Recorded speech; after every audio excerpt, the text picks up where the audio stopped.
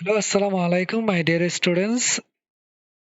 So this is your teacher Evan Sadekin with another topic, the conditionals. So we'll study the conditionals today, especially the conditional sentences. This part belongs to completing sentences and the conditionals এগুলো পড়তে গিয়ে আমি আমাদের short description একটু দিয়ে দিচ্ছি প্রতিবারের মতোই একটু পড়ে নাও তোমরা যেহেতু so the topic of the day is the conditionals completing sentences part 1. So conditional দেখতে গিয়ে আমি প্রথমেই তোমাদেরকে এটা ডেফিনেশন দেওয়ার আগেই ক্লাসিফিকেশন যেটা সেটা একটু দেখবো আমরা। So conditionals are four types, they are zero conditional, first conditional, second conditional and third conditional. So conditional বিষয়টা কি, আসলে কাকে কন্ডিশনাল বলে এটা একটু দেখে নিতে আমরা। So conditionals relate two a sentence often starting with if or unless. If সাধারণত অ্যাফার্মেটিভে আসে এবং আনলেস সাধারণত নেগেটিভে আসে। In which one half expresses something which depends on the other half. তার মানে কি, মানে কোনো একটা সেন্টেন্সের একটা অংশ যেটা সাবঅর্ডিনেট ক্লজ হিসেবে থাকে, এটা এই ক্লজগুলো আমরা পড়বো পরবর্তীতে সেন্টেন্সের প্রকারভেদগুলোতে পড়বো ইনশাআল্লাহ। যেখানে একটা হাফ আসলে এমন কিছু বলে যেটা আসলে ডিপেন্ড করে আরেকটা হাফের উপর, মানে ইফ দিয়ে স্টার্ট হয়, হ্যাঁ, আনলেস দিয়ে স্টার্ট হয়। আমরা প্রথমেই জিরো কন্ডিশনালটা কি এটা একটা স্ট্রাকচারটা দেখে নিব এবং all of you must write it down. তোমরা নিয়মটা তো জানবা, এর সাথে স্ট্রাকচার গুলো লিখে রাখলে তোমার জন্য বেটার। দ্যাট মিনস আমরা প্রথমে দেখবো জিরো কন্ডিশন গুলো কেমন হয়। ই প্লাস সিম্পল প্রেজেন্ট, প্রথম ক্লজটা যদি সিম্পল প্রেজেন্টে হয়, in fact the following clause should be simple present, এটাও সিম্পল প্রেজেন্টে হয়। কেমন, আমরা উদাহরণ দেখে একটু। আমি ৩টা ইনকমপ্লিট সেন্টেন্স লিখেছি এখানে, ৩টা কন্ডিশনাল এখানে লিখেছি। If the sun rises, if the truth comes to the fore, if the ice is heated. So if the sun rises, আমরা কি লিখতে হয়? The darkness disappears. দেখো, সূর্য উঠলে কি হয়? Darkness, অন্ধকারটা একদম অদৃশ্য হয়ে যায় বা হারিয়ে যায়। এই যে খেয়াল করে দেখো তো, প্রথম যে ক্লজটা আমরা লিখি সাবজেক্টের পরপরে কিন্তু এই যে ভার্বটা এটা কিন্তু প্রেজেন্ট ফর্মে আছে, আর থার্ড পারসন সিঙ্গুলার হয়েছে বলে এসবিআই যুক্ত হয়েছে, এটা আমরা সবাই জানি, এটা আর ব্যাখ্যা করতে যাচ্ছি না। একইভাবে পরের ক্লজটা কিন্তু সেম, দেখো কোনো চেঞ্জ, মানে structurally almost same. Simple present, এটাও simple present, that is present indefinite. একইভাবে আমরা দেখি if the truth comes to the fore, হ্যাঁ, সত্য যদি সামনে আসে, খেয়াল করো তো, the lie loses his ground, তাহলে কি হয়, মিথ্যা তার গ্রাউন্ড হারিয়ে ফেলে। একইভাবে দেখো তো, if the ice is heated it melts, কি হয়, যদি বরফ যদি গরম করা হয় এটা কি হয়, যে গলে যায়, তাই না? খেয়াল করে দেখো তো, এই যে জিরো কন্ডিশনাল বললাম, জিরো কন্ডিশনালের সবগুলোই কিন্তু, এই সবগুলো সেন্টেন্সে কিন্তু আমরা দেখতে পাচ্ছি ইউনিভার্সাল ট্রুথ, হ্যাঁ, এগুলো এক ধরনের একদম চিরন্তন সত্য। সেই জন্য এই জায়গায় যে কন্ডিশনাল যে ইফ দিয়ে দেখতে পাচ্ছি, এগুলোকে আমরা চাইলে, আমি একটু নোট করে দিয়েছি তোমাদের জন্য, if can be replaced by when and the meaning remains same. তাহলে এই যে এখানে যদি ওয়েন দিয়েও যদি তুমি লিখো, দেখো when the sun rise the darkness disappears, same কথা, অর্থটা চেঞ্জ হচ্ছে না।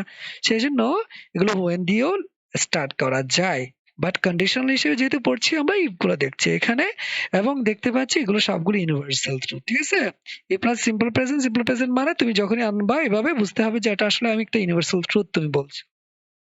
আশা করি তোমরা বুঝতে পেরেছো। পরের যে কন্ডিশনালটা আমরা দেখবো সেটা হলো ফার্স্ট কন্ডিশন। ফার্স্ট কন্ডিশনাল স্ট্রাকচারটা কেমন হয়, আমি সাধারণত এভাবে লেখাই স্টুডেন্টদের। স্ট্রাকচার থাকে ই প্লাস সিম্পল প্রেজেন্ট, মানে প্রথম ক্লজটা সিম্পল প্রেজেন্টে হবে, দ্যাট ইজ প্রেজেন্ট ইনডিফিনিটে হবে। পরে ক্লজটা যাবে কিভাবে দেখো তো, সাবজেক্ট থাকবে, এটা নাউন হতে পারে বা প্রোনাউন হতে পারে। এখানে এন মানে নাউন, পি মানে প্রোনাউন, সাবজেক্ট নাউন প্রোনাউন যাই হোক না কেন, এর পরে কিন্তু উইল আসতে পারে, ক্যান আসতে পারে, মাস্ট আসতে পারে, মে আসতে পারে, হ্যাঁ। এরপরে ভার্বটা অবশ্যই বেস ফর্মে হবে। আমরা রাইট ফর্ম ভার্বসে পড়েছি, সাধারণত মডেলের পরে ভার্বটা বেস ফর্মে হয়। আমরা একটা উদাহরণ দেখি তো, আমি ৩টা লিখেছি আগের মতো। If Nishad goes there, Nishad যদি ওখানে যায়, কি লিখছি, if Mishu and Nishu see that you are still here, Mishu এবং নিশু যদি দেখে তুমি এখনো এখানে আছো। If Marjan comes to visit me, Marjan যদি আমাকে দেখতে আসে, কি লিখেছি দেখো তো, প্রথম if Nishad goes there, Nishad যদি ওখানে যায়, সত্যটা খেয়াল করো, কন্ডিশনালটা খেয়াল করো। নিশাদ যদি ওখানে যায়, I shall also go there, আমি ওখানে যাব। দেখো তো সাবজেক্টটা এখানে প্রোনাউন না, আই না, এবং দেখো শ্যাল আসছে এই জায়গায়, শ্যালটা আমি লিখি না এখানে, যদিও দেখো এখানে উইল দিলেও হয়, হ্যাঁ, শ্যাল উইল অলমোস্ট সেম অর্থ দেয়। সো এখানে গোটা বেস ফর্মে, এটা তো আমরা দেখতে পাচ্ছি অ্যাডভার্ব, হ্যাঁ, এরপরে আরেকটা অ্যাডভার্ব দেখতে পাচ্ছি। সো কিভাবে দেখি, if Mishu Nishu see that you are still here, কন্ডিশনটা দেখো, মিশু এবং নিশু যদি তোমাকে দেখে তুমি যে এখনো এখানে আছো, তাহলে কি হবে, they will tell father immediately. দেখো সাবজেক্টের পরে সাবজেক্টের প্রোনাউন এখানে প্রল ফর্মে, এবং দেখো উইল আসছে এবং ভার্ব বেস ফর্ম, হ্যাঁ, তোমরা এগুলো হচ্ছে একটু মনে রাখবা এবং প্র্যাকটিস করবা। একইভাবে দেখো তো, if Marjan comes to visit me she may find me busy, সে যদি আমাকে, সে যদি দেখতে আসে, সত্যটা বা কন্ডিশনালটা খেয়াল করে এখানে, সে যদি আমাকে দেখতে আসে, সে হয়তো আমাকে বিজি পাবে, হ্যাঁ। এই যে দেখো, এটা তাহলে ফার্স্ট কন্ডিশন পড়ছিল, তাহলে ইফ এগুলো প্রেজেন্টে, মানে তুমি যখনই দেখবা তোমাদের ইনকমপ্লিট ফর্মটা যদি এভাবে আসে সিম্পল প্রেজেন্টে, এগুলো কিন্তু আবার ইউনিভার্সাল ট্রুথ না, হ্যাঁ। যাই হোক, সিম্পল প্রেজেন্টে তুমি পরের ক্লজটা কিন্তু এইভাবে স্টার্ট করতে পারো, হ্যাঁ। আশা করি তোমরা পারবা। আমরা এরপরে দেখবো সেকেন্ড কন্ডিশনালটা। সেকেন্ড কন্ডিশনাল স্ট্রাকচারটা কেমন হয় একটু দেখো তো। ই প্লাস সিম্পল পাস্ট, আমরা সিম্পল পাস্ট মানে কি বুঝি বলো তো? সিম্পল পাস্ট মানে পাস্ট ইনফিনিট, মানে ই প্লাস সাবজেক্টের পরে ভি টু হবে। ভি টু মানে আমরা জানি পাস্ট ইনফিনিটের যে ফর্মটা, হ্যাঁ। এখানে একটু এক্সাম্পল আসতে একটু পরে দেখবো। পরের ক্লজটা কি হয়, সাবজেক্ট আগের মতোই। দেখো তোমার জন্য একটু কৌশল, সেটা হলো আগে উইল ছিল, উড হয়ে গেছে, শ্যাল থাকলে উড লিখতাম আমি, হ্যাঁ, উড লিখবা, কুড, মাইট, হ্যাঁ, এইভাবে প্লাস এরপরের ভাবটা কি হয়, বেস ফর্মে হয়। আমরা উদাহরণগুলো দেখি, আমি পাঁচটা এখানে ইনকমপ্লিট ফর্ম লিখেছি, পাস্ট পাস্ট ইনকমপ্লিট কন্ডিশনাল লিখেছি। ইফ নিশাত ওয়েন দিয়ার, আগেরটাতে লিখেছিলাম মনে আছে তোমাদের, গোজ দিয়ার, তাই না? পাস্ট টেন্স লিখছে ওয়েন দিয়ার, তাই না? তাহলে সিম্পল পাস্টে না, তাহলে পরের ক্লজটা কি হইতে হবে, পরের ক্লজটা হইতে হবে, দেখো তো, আই মাইট অলসো গো দেয়ার, আমি ওখানে যেতাম। দেখো মাইটটা পাস্ট টেন্সে আসছে বলেই এটা বেস ফর্মে লিখতে লিখতে পারতেছি, বা বা যে মডালের পরে ভাবটা আমরা জানি বেস ফর্মে লিখতে হয়, হ্যাঁ। কিভাবে দেখো তো, if Mishu and Nishu saw that you're still here, তারা যদি দেখতো যে তুমি এখনো এখানে আসো, তারা যদি দেখতো, হ্যাঁ, তুমি যে এখানে আসো, তাহলে কি হইতো, they would tell father immediately. খেয়াল করো তো, এখানে পরের ক্লজটা কিন্তু আমরা কিন্তু এখানে আরো কি লিখতে পাই নাই, এই আগের যেটাতে লিখেছিলাম উইল শ্যাল এবার লিখতে পাই নাই, উডে লিখলাম, খেয়াল করো, হ্যাঁ। এটাই হলো সেকেন্ড কন্ডিশন, এভাবে তোমাদের মনে রাখতে হবে। কিভাবে দেখো তো, if Marjan came to visit me, Marjan যদি আমাকে দেখতে আসতো, ভিজিট করতে আসতো, she could find me busy. দেখো আগেরটাতে আমরা শি মে লিখেছি, এখানে পাস্ট টেন্সে লিখলাম কুড ফাইন্ড মি বিজি। খেয়াল করো তো, যদি আসতো আমাকে এভাবে দেখতে পাইতো, আমাকে বিজি পাইতো, হ্যাঁ। কিন্তু বাস্তবতা সে আসে নাই, আসো যদি আসতো আর কি, হ্যাঁ। সো যাই হোক, এরপরে দেখো, if Kaisar had a bike, if Kaisar had a bike, এখানে খেয়াল করো, কাইসারের পরের এই যে ভার্বটা, এটা কিন্তু simple past, that is V two. হ্যাঁ, তোমরা ভি টু হিসেবে মনে রাখছো অনেকে আশা করি। এই যে তোমরা প্রশ্ন করতে পারো, প্রশ্ন তো পরে আসবে, ওয়েট। হ্যাড এ বাইক, তাহলে পরের ক্লাসটা কি হতে হবে দেখো তো, অবশ্যই অবশ্যই সাবজেক্টের পরে নাউন প্রোনাউন যাই হোক না কেন, এখানে কিন্তু প্রোনাউন সবগুলো ইউজ করতেছি আমি। দেখো কি হইতো, তাহলে উড কুড মাইট আসবে মাস্ট। দেখো তো, he might ride it like a stunt biker, সে ওটা চালাতো কিভাবে, স্টান্ট যারা করে তাদের মতো করে সে এটা চালাতো। কিন্তু সত্যি কথা যেটা, সেটা হলো তার বাইক নাই। যদি থাকতো, খেয়াল করে, হ্যাড এ বাইক, হ্যাঁ, if Kaisar had a bike.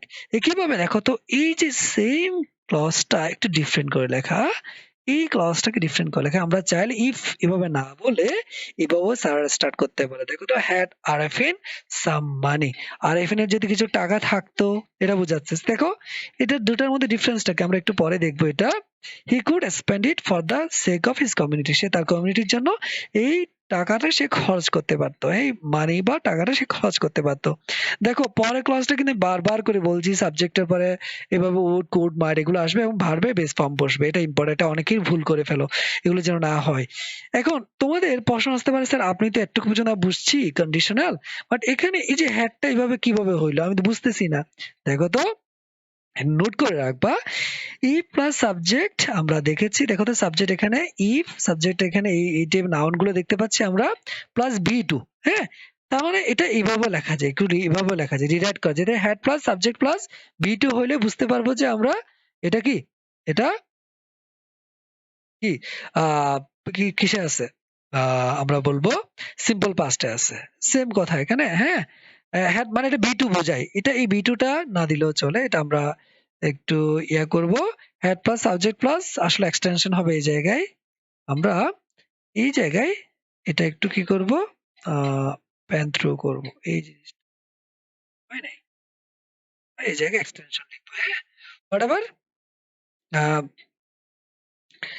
আমরা পরবর্তীতে যেটা দেখব সেটা হলো পরের ক্লাসটা একটা এক্সাম্পল খেয়াল করা আছে, এটা এখানে এক্সাম্পল লিখেছি। If Samara had a kitten, if Samara had a kitten তার মানে কি, সেম কথা, had Samara a kitten. If Samara had a kitten তার মানে had Samara a kitten, same কথা। সামারা যে কিটেন মানে আমরা জানি বিড়ালের বাচ্চা, কিটেন বলি আমরা, সেম কথা না অলমোস্ট। তাহলে দেখো তো, if Samara had a kitten she could play with it, সে এটার সাথে সে খেলাধুলা করতে পারতো। কিভাবে এটা এভাবে না লিখে আমরা এভাবে লিখতে পারি, had Samara a kitten, same কথা। হ্যাঁ, তাহলে যদি দেখো এরপর যদি ভার্ব থাকে, যদি অন্য কোনো ভার্ব থাকতো এটা থার্ড কন্ডিশন হতো, এটা আমরা পরবর্তী স্লাইডে দেখব। যদি এভাবে হ্যাড আসছে আর কোনো ভার্ব আসে না, বুঝতে হবে এটা আসলে এটা সেকেন্ড কন্ডিশন, মানে এটা সিম্পল পাস্ট। আমরা থার্ড কন্ডিশনটা একটু দেখি। E plus past perfect, E plus past perfect, past perfect, past perfect মানে আমরা জানি কি, দেখে তো, পাস্ট পারফেক্ট মানে আমরা জানি ই প্লাস সাবজেক্ট আসবে, হ্যাডও আসবে এবং ভার্বের পাস্ট পার্টিসিপল ফর্ম হবে। হ্যাঁ, এটা অনেকের মধ্যে একটা কনফিউশন হয়। দেখো পাস্ট পারফেক্ট বললেই কিন্তু সাবজেক্টের পরে হেড আসবেই। হ্যাঁ, এবং হেড আসলে হয় না, হেডের পরে একটা ভার্বের পাস্ট পার্টিসিপল ফর্ম হয়। তা এরপরে ক্লজটা কি, দেখো আমাদের আগেরটা দেখেছিলাম, সেকেন্ড কন্ডিশনে দেখেছিলাম উড কুড এভাবে, কিন্তু এই ক্ষেত্রে থার্ড কন্ডিশনালে কি হয়, সাবজেক্টের পরে উড হ্যাভ আসতে পারে, কুড হ্যাভ আসতে পারে, মাইড হ্যাভ আসতে পারে এবং ভার্বের কি হবে দেখো তো, পাস্ট পার্টিসিপল ফর্ম। আগেরটাতে ছিল ভার্বের বেস ফর্ম, ঠিক আছে, V1 ছিল, এটা V3, রাইট? তাহলে আমরা উদাহরণগুলো একটু দেখি। আগেরগুলো দিয়ে করেছি যাতে করে তোমাদের বুঝতে সুবিধা হয়। If Nishat had gone there, if Nishat had gone there, খেয়াল করো তো এখানে, if Nishat had gone there, দেখো ইফ আসছে, সাবজেক্টটা এখানে নিশাত, হ্যাড আসছেই, দেখো থার্ড কন্ডিশনালে কিন্তু হ্যাড আসবেই। এবার শুধু হ্যাড আসলে হয় না, শুধু হ্যাড আসলে আমরা অনেক সময় বুঝি এটা সিম্পল পাস্টে হয়, দ্যাট ইজ সেকেন্ড কন্ডিশন। যদি হ্যাড এর পরে আরেকটা ভার্ব আসতে হবে, এটা ইম্পর্টেন্ট। হ্যাঁ, মেইন ভার্ব যেটা, এটা পাস্ট পার্টিসিপল ফর্মে হয়, এই যে V3, মনে রাখবে। হ্যাঁ, থার্ড কন্ডিশন হলে অবশ্যই হেড এর পরে V3 হইতে হবে। হ্যাঁ, আশা করি তোমাদের মনে থাকবে। তাহলে দেখো প্রথম ক্লজটা আমরা কিভাবে কমপ্লিট করতে পারি। আমি লিখেছি আই মাইট হ্যাভ অলসো গন দেয়ার, নিশাত যদি যেত আমিও ওখানে যেতে পারতাম, এই অর্থ হচ্ছে। কিভাবে দেখো তো, if Nishu had seen that you are still, তারা যদি দেখতে পারতো যে তুমি এখানে আছো, তাহলে কি হয়তো, they would have told father, বাবাকে তারা বলতে পারতো। তাও খেয়াল করো, পরের ক্লজটাতে সাবজেক্টের পরে উড হ্যাভ আসছে এবং ভার্বের পাস্ট পার্টিসিপল হয়েছে। হ্যাঁ, দেখো তো পরের সেন্টেন্সটা, if Marjan had come to visit me, had come, দেখো হ্যাড আসছে, এরপরে ভার্বের past participle form, come, came, come, দেখো past participle form come, same past participle form, base ফর্মের মতোই। She could have found me busy, she could have, দেখো could have আসছে এবং ভার্বের পাস্ট পার্টিসিপল ফর্ম। একইভাবে দেখো তো, if Kaisar had a bike, if Kaisar had a bike, দেখো প্রথম হ্যাডটা কিন্তু দেখো পাস্ট পারফেক্ট এর জন্য হ্যাড, পরের হ্যাডটা কিন্তু মেইন ভার্বের পাস্ট পার্টিসিপল ফর্ম। আমরা জানি হ্যাভ এর পাস্ট পার্টিসিপল ফর্ম আবার হ্যাডও সেম। দেখো পাস্ট সিম্পল পাস্টও হ্যাড, আবার পাস্ট পার্টিসিপলও হ্যাড। এটা অনেকের মধ্যে দেখে দুইটা হ্যাড দেখে অনেকেই কনফিউজড হয়েছে, আর এখানে দুইটা হ্যাড কিভাবে কি হয়েছে। দেখো এই হ্যাডটা, প্রথম হ্যাডটা কিন্তু এখানে অক্সিলারি হিসেবে বা পারফেক্টিভ হিসেবে হেডটা, পরটা কিন্তু মেইন ভার্বের পাস্ট পার্টিসিপল ফর্ম। তার যদি একটা ভার্ব থাকতে পারতো তাহলে he could have ridden it like stand by, ঠিক আছে, যে দেখো রাইডের past tense root, but simple past perfect হলো ridden, could have ridden it like a stunt biker. একইভাবে দেখো তো, had Arefin been more careful, had Arefin been, দেখো এটা রিরাইট করা, দেখো হ্যাডটা আগে নিয়ে আসছে এখানে, আর ইফ লিখতে হয় না, আমরা আগের স্লাইডে দেখেছি এটা। হ্যাড আরেফিন বিন, দেখো হ্যাড আসছে, সাবজেক্টটা আসছে, বিনটা কিন্তু past perfect form, that is past participle form. হ্যাঁ, past participle form. More careful, তাহলে অবশ্যই he could have avoided his downfall in life, সে তার জীবনের যে ক্ষতিটা বা সে যে নিচে পড়ে গেছে বা তার যে ক্ষতি হয়েছে, তার যে ডাউনফল হয়েছে, সেটা থেকে সে বাঁচতে পারতো, অ্যাভয়েড করতে পারতো। তোমাদের নোট করে দিচ্ছি আবার, তোমাদের যেহেতু যাতে কনফিউশন না হয়। দেখো তো ই প্লাস এভাবে সাবজেক্টের পর হ্যাড এর পরে ভি3 আসলে দেখো এই জিনিসটা আসলে, হ্যাঁ দেখো তো এটা মানে সেম কথা এটাই, হ্যাড প্লাস সাবজেক্ট ভি3 আসতে হয়। ভি3 না আসলে কিন্তু এটা হ্যাড এর পরে শুধু সাবজেক্ট আসলে বুঝতে হবে যে এটা সেকেন্ড কন্ডিশনাল, কিন্তু হ্যাড এর পরে সাবজেক্টের পরে ভি3 আসলে বুঝতে হবে যে এটা থার্ড কন্ডিশনাল। দেখো একটা উদাহরণ দেখো, ইফ সামারা হ্যাড ডান ইট, তার মানে হলো had Samara done it. If Samara had done it মানে হলো হ্যাড সামারা ডান ইট। তোমার জন্য টেকনিক যেটা হবে সেটা হলো তুমি খেয়াল করবা যে সাবজেক্টের যে হ্যাড আসুক সামনে সমস্যা নাই, এরপরে যদি এইভাবে পাস্ট পার্টিসিপলে আসে বুঝতে হবে এটা থার্ড কন্ডিশনাল, কোনো টেনশন নাই, ঠিক আছে। যদি না আসে সেকেন্ড কন্ডিশনাল, যদি এভাবে পাস্ট পার্টিসিপল ফর্মটা আসে, হ্যাঁ তাহলে বুঝতে হবে যে এটা থার্ড কন্ডিশনাল।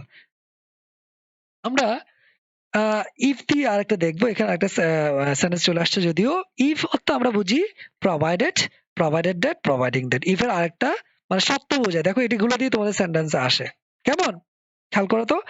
আইল go college provided you go. দেখো if you go, actually if you go I'll go the college, go to college. তুমি যদি যাও কলেজে যাও, আমিও যাবো, মানে সত্যটা খেয়াল করো।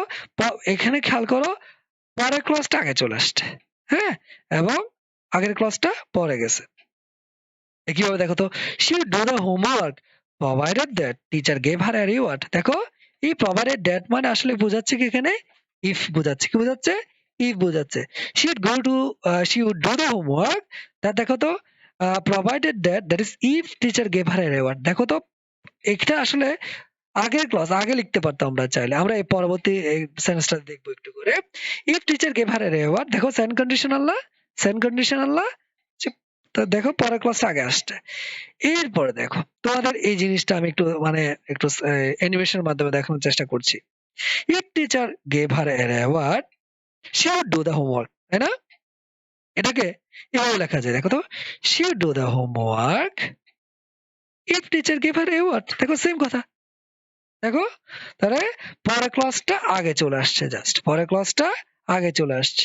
আবার দেখো দরকার হলে she would do the homework, দেখো পরের ক্লাসটা আগে আসছে, তাই না? এবং আগের ক্লাসটা পরে, সেম কথা।